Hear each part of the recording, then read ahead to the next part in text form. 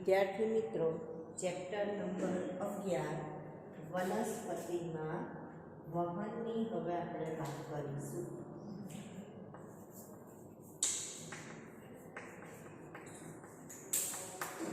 તો હવે એમાં આપણે ગઈ વખતે જલ ક્ષમતાની વાત કરી ગયા હતા કે જલ ક્ષમતા કોને કહેવાય. તો પાણીના અણુઓની જે ગતિ છે એ સમજવા માટેની જે અથવા તો પાણીના અણુઓનું વહન એને સમજવા માટેની પૂર્વધારણા એટલે એને આપણે જલ ક્ષમતા તરીકે ઓળખીએ છીએ.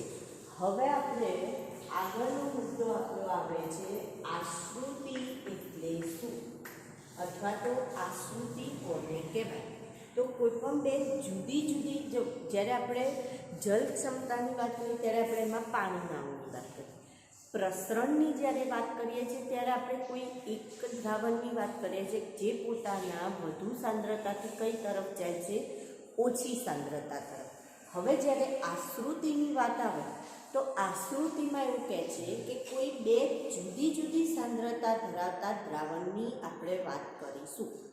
તો જ્યારે બે જુદી જુદી સાંદ્રતા ધરાવતું દ્રાવણ હોય અને એવા દ્રાવણને જો કોઈ પટલ વડે અર્ધ પ્રવેશશીલ પટલ વડે છૂટું પાડવામાં આવે તો દ્રાવણમાં દ્રાવક મંદ દ્રાવણથી સાંદ્ર દ્રાવણ તરફ જાય, જેને આપણે શેના તરીકે ઓળખીએ છીએ? આશ્રુતિ તરીકે ઓળખીએ છીએ. તો સૌથી પહેલાં આપણે એની જો વ્યાખ્યાની વાત કરીએ તો વ્યાખ્યામાં આપણે આશ્રુતિની વ્યાખ્યામાં શું કહીએ છીએ કે બે અસમાન સાંદ્રતા ધરાવતા દ્રાવણને અસમાન સાંદ્રતા ધરાવતા દ્રાવણને અર્ધ પ્રવેશશીલ પટલ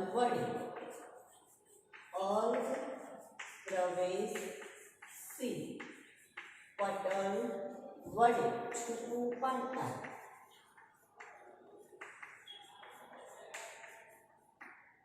દ્રાવક મંદ દ્રાવણથી સાંદ્ર દ્રાવણ તરફ જાય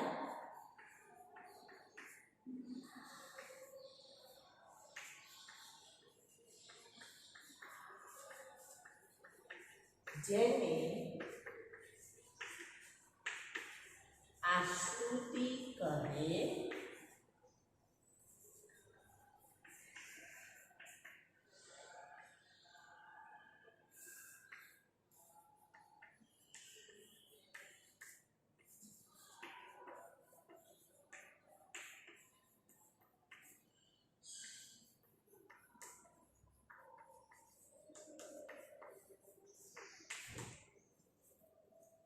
હવે પહેલી હું તમને પટલની વાત કરું તો જો પ્રવેશશીલતાના આધારે પટલના પ્રકાર જોઈએ આપણે તો એક છે અપ્રવેશશીલ પટલ.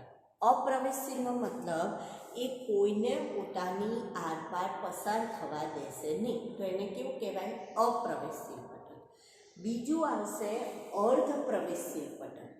અર્ધ પ્રવેશશીલ પટલ એટલે કેટલાક દ્રવ્યોને એ પોતાની આરપાર પસાર થવા દેશે.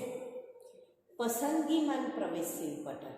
તો પસંદગીમાન પ્રવેશશીલ પટલ એટલે માત્ર પસંદ કરેલા દ્રવ્યોને જ પોતાની આરપાર પસાર થવા દેશે. અને પ્રવેશશીલ પટલ તો જે બધા જ દ્રવ્યોને પોતાની આરપાર પસાર થવા દેશે. તો આવી રીતના પટલના કેટલા પ્રકાર છે? 4 પ્રકાર છે. એમાંથી અહીંયા આપણે અર્ધ પ્રવેશશીલ પટલ પસંદ કરીશું. બે કેવી સાંદ્રતા ધરાવતા? તો કે બે જુદી જુદી સાંદ્રતા ધરાવતા દ્રાવણ લઈશું. હવે દ્રાવણને જ્યારે અર્ધ પ્રવેશશીલ પટલ વડે છૂટું કરીએ છીએ તો આપણને દ્રાવક જે છે એ મંદ દ્રાવણથી સાંદ્ર દ્રાવણ તરફ જાય છે. આવી પ્રક્રિયા જે છે ને આશ્રુતિ કહેવામાં આવે છે. હવે આ જ બાબત માટે અહીંયા આપણને એક બરાબર. અને એ આકૃતિની અંદર આપણને બે ભાગ દર્શાવ્યા છે, બે ખંડ દર્શાવ્યા છે, ખંડ એ અને ખંડ બી, એવા બે ખંડ દર્શાવેલા છે. હવે આની અંદર એવું કહે છે કે પાણીનું જે પ્રમાણ આપણે લઈશું,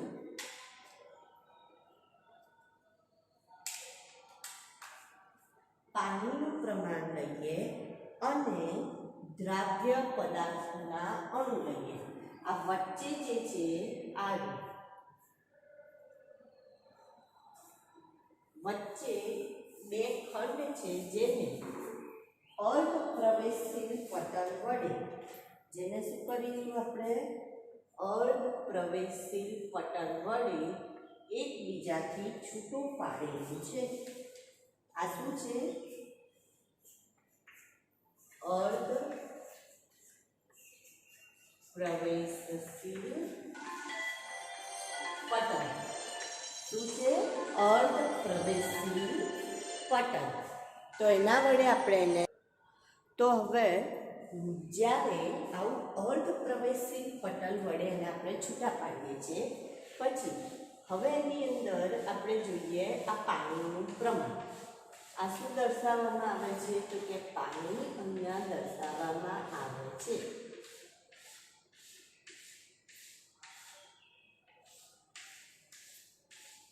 બરાબર, આ પાણી છે. અને ત્યાર પછી એમાં દ્રાવ્ય જે પણ પદાર્થ હોય ઓગળેલો એની અંદર, એ પદાર્થનું પ્રમાણ આપણે જોઈશું.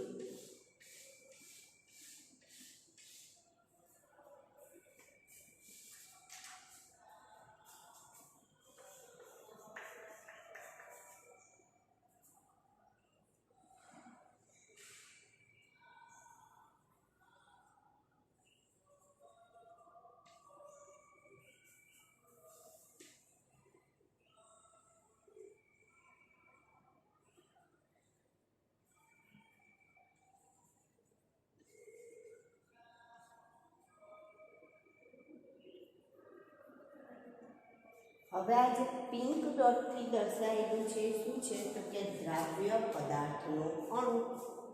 આ શું છે? દ્રાવ્ય પદાર્થનો અણુ છે. બરાબર.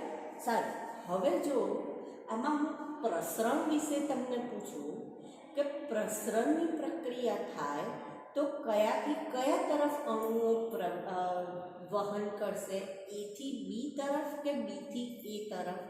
તો તમે તરત જ કહેશો કે બી થી એ તરફ પ્રસરણ. કેમ? કારણ કે બી બાજુ દ્રાવ્ય પદાર્થની સાંદ્રતા કેવી છે? તો કે વધારે. તો કોઈ પણ પદાર્થ પોતાની વધુ સાંદ્રતાથી કઈ તરફ જશે? તો ઓછી સાંદ્રતા તરફ જશે. બરાબર. તો એ સ્પષ્ટ છે તમારા મગજમાં. હવે આપણે વાત કરીએ છીએ આશ્રુતિની. તો પહેલું તો આ બેમાંથી કયા ખંડમાં જલ ક્ષમતા ઓછી છે?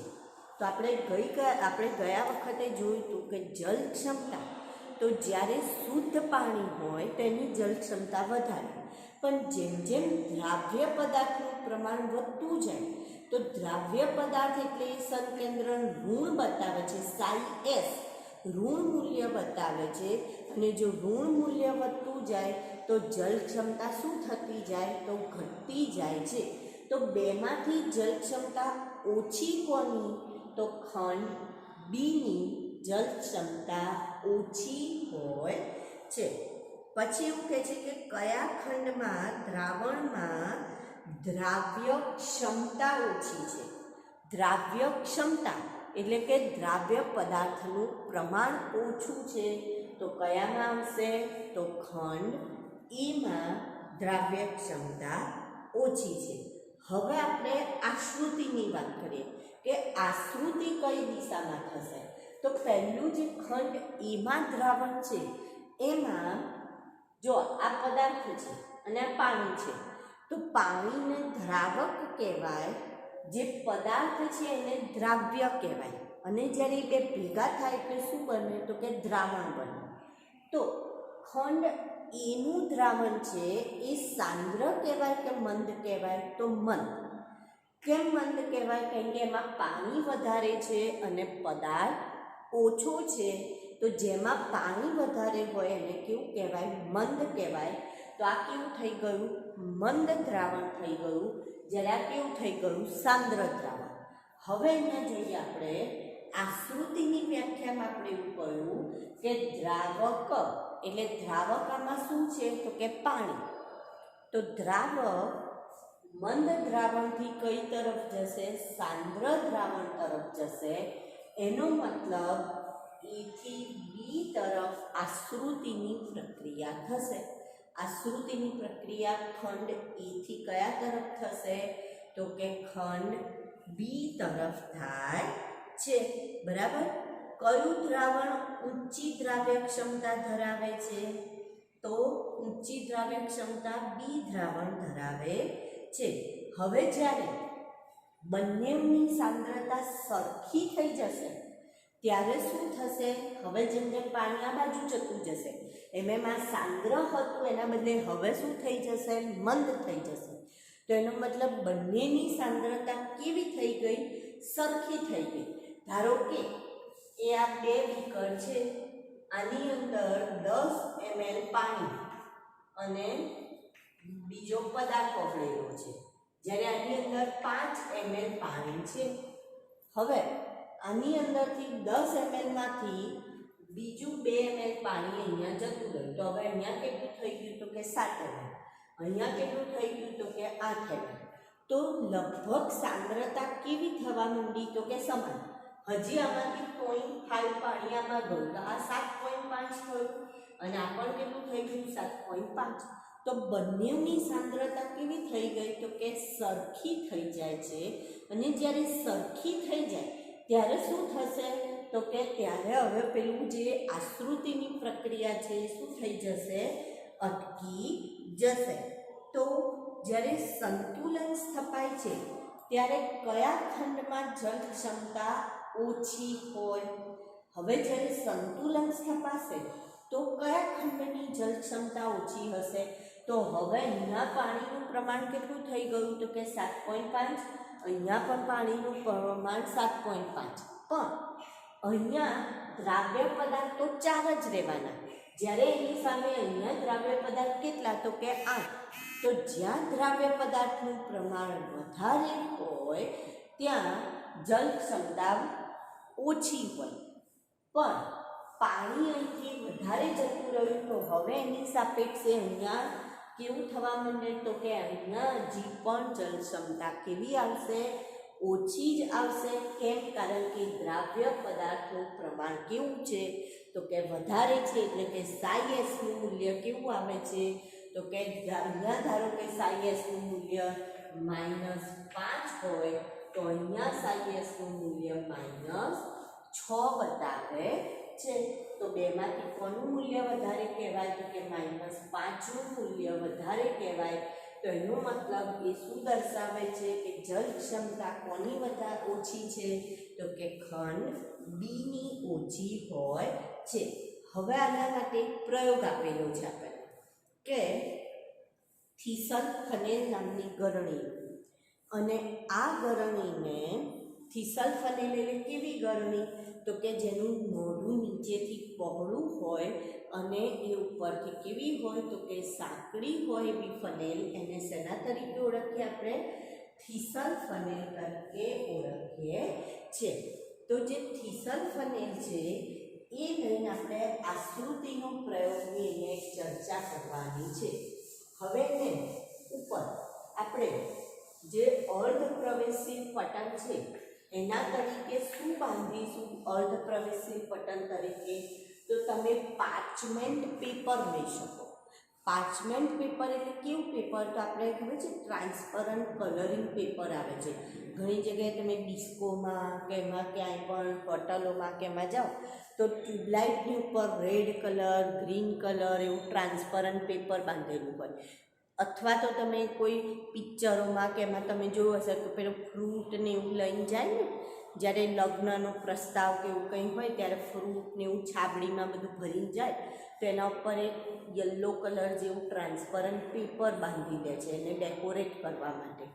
તો એ જે છે એને પ્લાસ્ટિક જેવું ટ્રાન્સપરન્ટ પતલું પેપર, જેને આપણે શેના તરીકે ઓળખીએ છીએ? Parchment paper. તો આવા પાર્ચમેન્ટ પેપર વડે અથવા તો દેડકાનું મૂત્રાશય લેવામાં આવે, અથવા તો ઈંડાનું, આપણે જે ઈંડું હોય એને થોડુંક ઉપરથી સહેજ નાનું કાણું પાડો અને એની અંદરથી બધું જે યલો છે આલ્બ્યુમિન એ કાઢી લો, જલ્દી કાઢી લો, અને ત્યાર પછી જે વ્હાઇટ કવચ બચે છે એને મંદ HClમાં મૂકી રાખો. જ્યારે મંદ HClમાં પડશે એટલે ધીરે ધીરે ઓગળવા લાગશે. જે વ્હાઇટ કવચ છે એને બરાબર હલાવી તૈયાર કરો, તો એ જે કવચ તૈયાર થાય એ અર્ધ પરવેશી પટલ તરીકે રેડી થશે. તો આપણી જે થીસલ ફનેલ છે એ થીસલ ફનેલને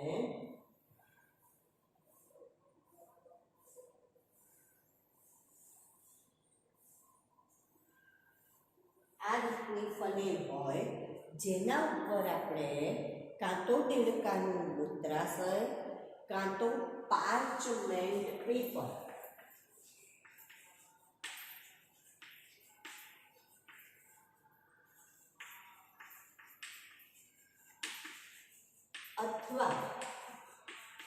અથવા આપણે ઈંડાની જે સફેદી છે, અથવા તો એને આપણે શેના તરીકે ઓળખીએ છીએ?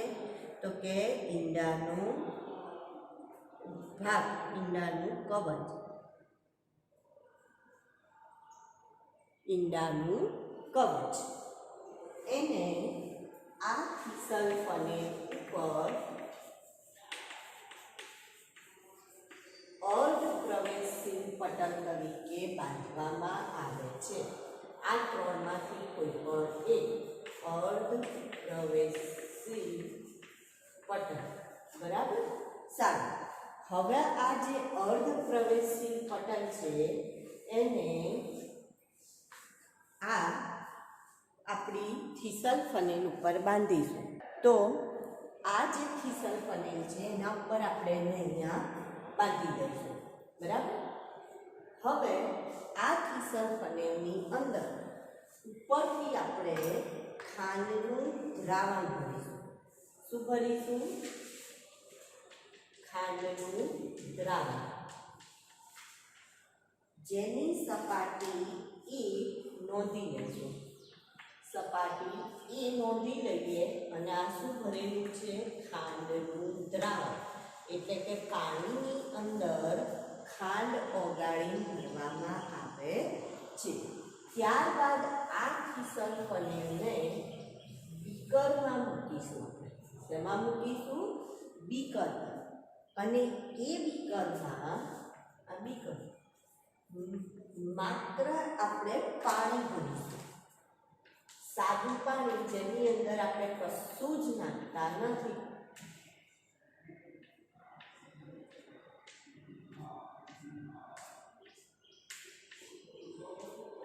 આ રીતના પાણી ભરી દઈશું. હવે અહીંયા આપણી જોડે બે જુદી જુદી સાંદ્રતા ધરાવતા દ્રાવણ છે. પહેલું દ્રાવણ છે આપણું પાણી, જેને હું એ કહું છું. બીજું દ્રાવણ છે આપણું ખાંડનું દ્રાવણ, જેને શેના તરીકે ઓળખીએ છીએ? બી તરીકે ઓળખીએ છીએ.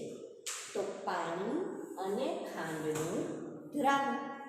હવે એને આપણે અર્ધ પ્રવેશશીલ પટલ વડે, અહીંયા શું બાંધેલું છે? અર્ધ પ્રવેશશીલ પટલ. એના વડે બે દ્રાવણોને એકબીજાથી શું કરેલા છે? છૂટા પાડ્યા છે. હવે તમારે કહેવાનું છે કે દ્રાવણ એની સાંદ્ર એ મંદ દ્રાવણ છે કે દ્રાવણ બી મંદ દ્રાવણ છે. તો તમે તરત જ હવે કહેશો કે દ્રાવણ એ કેવું છે તો કે મંદ દ્રાવણ છે. કેમ? કારણ કે એકલું પાણી છે, એમાં કોઈ અંદર બીજો પદાર્થ ઓગાળેલો નથી. જ્યારે ખાંડનું દ્રાવણ એ શું છે તો કે સાંદ્ર દ્રાવણ છે, કારણ કે એમાં શું ઓગાળેલું છે તો કે એમાં પાણીની સાથે ખાંડ પણ છે. હવે આશ્રુતિની પ્રક્રિયામાં દ્રાવક કઈ તરફ જશે તો કે મંદ દ્રાવણથી સાંદ્ર દ્રાવણ તરફ જશે. તો અહીંયા જે સપાટી છે એ સપાટી ધીરે ધીરે ઉપર ચડે છે. થીસલફનેરમાં સપાટી ઉપર ચડે છે, જેને આપણે નોંધી લઈએ, બી તરીકે નોંધીએ. તો આ આપણને શું દર્શાવે છે તો કે આશ્રુતિની પ્રક્રિયા દર્શાવે છે.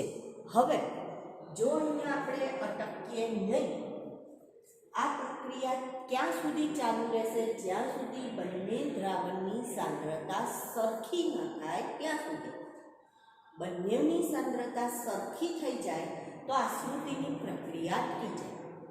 પણ પ્રક્રિયા ચાલુ રહે જ્યાં સુધી સાંદ્રતા સરખી ન થાય.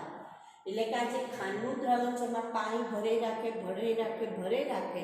ધારો કે આપણે ખાવાનું બનાવ્યું હોય, બરાબર, અથવા તો ચલો આપણે એક વાત સિમ્પલ હું તમને એક્ઝામ્પલ આપું કે આપણે લોટ બાંધવા બેઠા અને એમાં મીઠું વધારે પડી ગયું, તો આપણે શું કરીશું? એની અંદર થોડો બીજો લોટ ઉમેરીશું. ક્યાં સુધી ઉમેરીશું? જ્યાં સુધી આપણે જે પેલું મીઠાની ખારાશ ઓછી ના લાગે ત્યાં સુધી બીજો લોટ ઉમેરે જ રાખીશું. એમ અહીંયા ખાંડના દ્રાવણમાં પાણી ઉમેરાઈ જ જશે. એટલે છેવટે ખાંડનું દ્રાવણમાં શું થશે તો કે પાણીનું પ્રમાણ વધતું જશે, એટલે એ પણ મંદ બની જશે.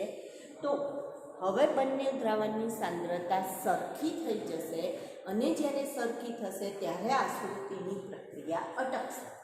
પણ સપોઝ જ્યાં સુધી આ પ્રક્રિયા અટકે નહીં અને પ્રક્રિયા ચાલુ રહે, તો આ થીસલફનેમાંથી ઉપરથી પણ દ્રાવણ બહાર નીકળી જવાની શક્યતા રહેલી છે.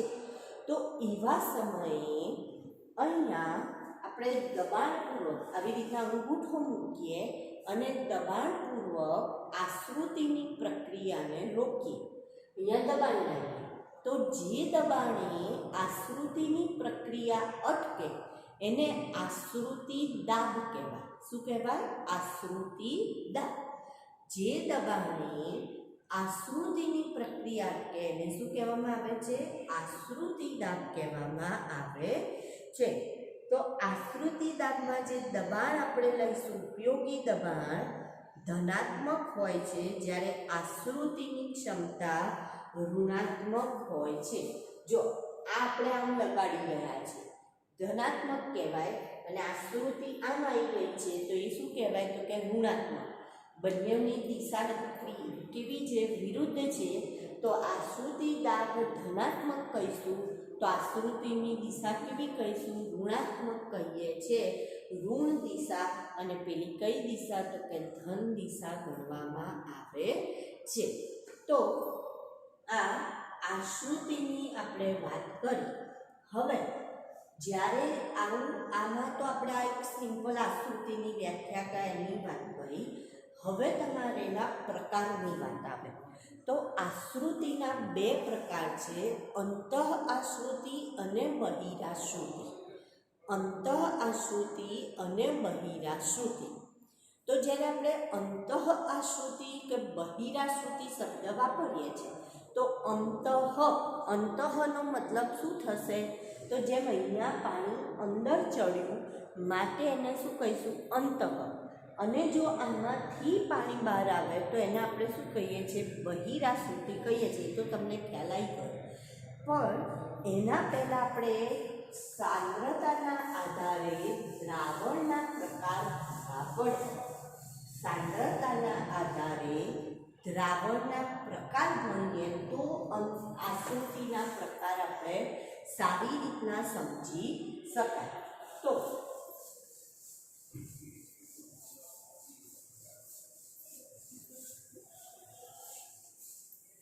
સાંદ્રતાના આધારે દ્રાવણના ત્રણ પ્રકાર પાડવામાં આવે છે. સાંદ્રતાના આધારે દ્રાવણના પ્રકાર. તો સાંદ્રતાના આધારે તમારે 9મા ધોરણમાં ભણવાનું આવતું હતું. હવે અહીંયા આપણે જે સાંદ્રતા ગણવાની છે એ કઈ રીતના ગણીશું? તો જો પહેલા હું તમને આપું છું કે એ બરાબર દ્રાવણ એ બરાબર બહારનું દ્રાવણ લઈશું. આપણે કેવું લઈશું? બહારનું દ્રાવણ. અને જ્યારે હું દ્રાવણ બીની વાત કરું તો એનો મતલબ હું કોની વાત કરું છું? તો કોષ રસની વાત કરું છું. એટલે કે કોષની અંદરનું દ્રાવણ એની વાત કરીશું. કોષની અંદરનું દ્રાવણ અને દ્રાવણ એની વાત કરું એનો મતલબ કોષની બહારનું દ્રાવણ. હવે આ કોષ રસ તો છે જ, પણ સાથે સાથે પેલી જે રસધાની હોય ને એમાંથી પણ ધાની રસ એની જોડે ભળી જતો હોય છે. હવે જ્યારે બંનેની સાંદ્રતા સરખી હોય એનો મતલબ બહારનું દ્રાવણ મેં ખાલી મીઠાનું દ્રાવણ લીધું કે ખાંડનું દ્રાવણ લીધું અને એની સાથે કોષ રસ, તો બંનેની જો સાંદ્રતા સરખી હોય, જો બે દ્રાવણની સાંદ્રતા સરખી, તો એને સમસાંદ્ર દ્રાવણ કહેવાય. કેવું કહેવાય? સમસાંદ્ર દ્રાવણ તરીકે ઓળખવામાં આવે છે. એટલે કે આઇસોટોનિક સોલ્યુશન. આઇસોટોનિક સોલ્યુશન. બરાબર? સારું. હવે બહારના દ્રાવણની સાંદ્રતા જો વધારે હોય, બહારના દ્રાવણની સાંદ્રતા વધારે હોય, જો આપણે ઈને ધ્યાનમાં લઈને અત્યારે વાત કરી રહ્યા છે કે કોષ રસ કરતાં બહારનું, એટલે કે ધારો કે મીઠા કે ખાંડનું દ્રાવણ લીધું, એની જો સાંદ્રતા વધારે હોય તો આ જે ઈ છે એને અધિસાંદ્ર દ્રાવણ કહેવાય. કેવું દ્રાવણ કહીશું? અધિસાંદ્ર દ્રાવણ કહીશું, જેને ઇંગ્લિશમાં હાઇપરટોનિક સોલ્યુશન કહીશું. હાઇપરટોનિક સોલ્યુશન. અને જો બહારના દ્રાવણની સાંદ્રતા કોષ રસ કરતાં ઓછી હોય તો તેને અધોસાંદ્ર દ્રાવણ કહે છે. કોને? ઈને. આપણે અહીંયા કોને અધોસાંદ્ર કહીશું? ઈને અધોસાંદ્ર કહીશું, જેને હાઇપોટોનિક કહેવાય. કેવું સોલ્યુશન કહેવાય? હાઇપોટોનિક સોલ્યુશન કહે છે. અહીંયા ઈને કેવું કહીશું? હાઇપરટોનિક અથવા અધિસાંદ્ર. હવે અહીંયા જુઓ તમે બરાબર, જો ઈ અધિસાંદ્ર હોય તો એનો મતલબ બીની સાંદ્રતા કેવી છે? ઓછી. તો બીને કેવું કહીશું? અધોસાંદ્ર. હવે અહીંયા જુઓ, એની સાંદ્રતા ઓછી એટલે કે એ અધોસાંદ્ર છે, તો બીની વધારે છે, માટે એને કેવું કહેવાય? અધિસાંદ્ર કહેવાય. આ શબ્દો બરાબર સમજી લેવાના છે. સમસાંદ્ર, અધિસાંદ્ર અને અધોસાંદ્ર. હવે હું તમને એવું કહું કે જો કોષને હું અધિસાંદ્ર દ્રાવણમાં મૂકું છું, ધારો કે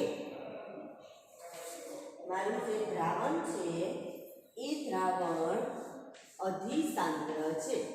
આ જે દ્રાવણ છે મારું એ કયું છે? તો કે અધિસાંદ્ર દ્રાવણ. એમાં જ્યારે કોષ મૂકવામાં આવે છે એનો મતલબ શું થયો? આ મારો કોષ છે, બરાબર? તો આનો મતલબ શું થયો? કે કોષ રસની સાંદ્રતા કેવી છે? ઓછી છે. તો જ્યારે કોષ રસની સાંદ્રતા ઓછી હોય એનો મતલબ એ કેવું દ્રાવણ થઈ ગયું? મંદ. આ કેવું થઈ ગયું? સાંદ્ર.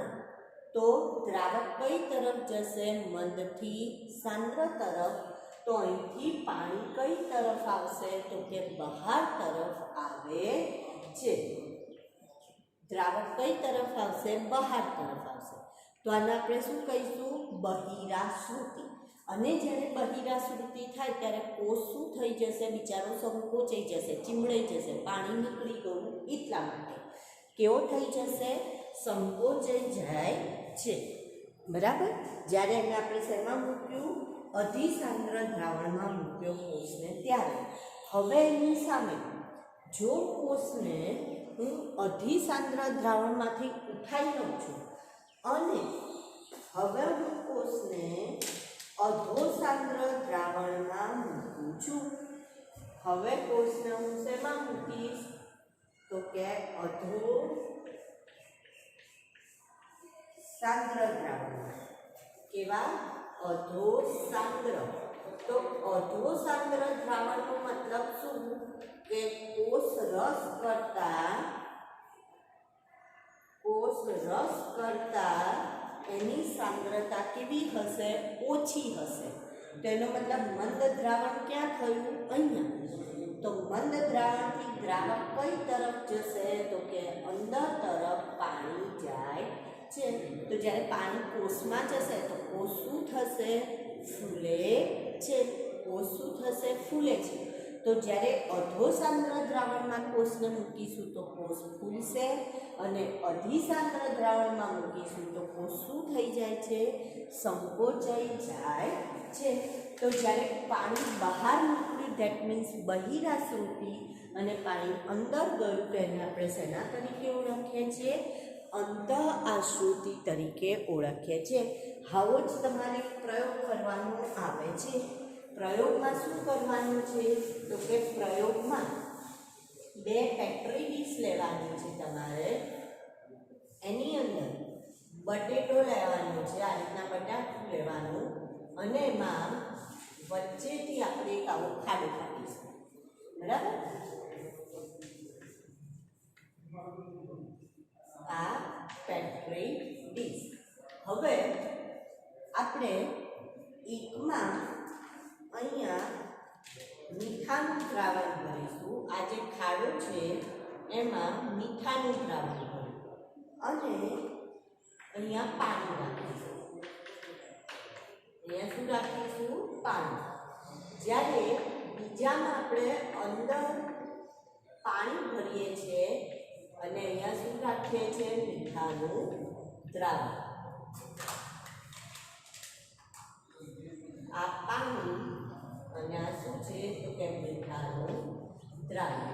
તો હવે તમારે વિચારવાનું છે કે ચલો બેમાંથી મંદ દ્રાવણ કયું? પાણી. તો અહીંયા શું થશે? અંતઃઆશ્રુતિ દર્શાવે છે. આ શું દર્શાવશે? અંતઃઆશ્રુતિ. કારણ કે દ્રાવક ક્યાં જશે? બટેટાની અંદર જશે. જ્યારે અહીંયા શું થશે? તો પાણી બટેટામાંથી બહાર આવશે. તો એ શું દર્શાવે છે? તો કે બહિરાશ્રુતિ દર્શાવે છે. તો આપણે આશ્રુતિના 2 પ્રકાર અંતઃઆશ્રુતિ અને બહિરાશ્રુતિની વાત કરી.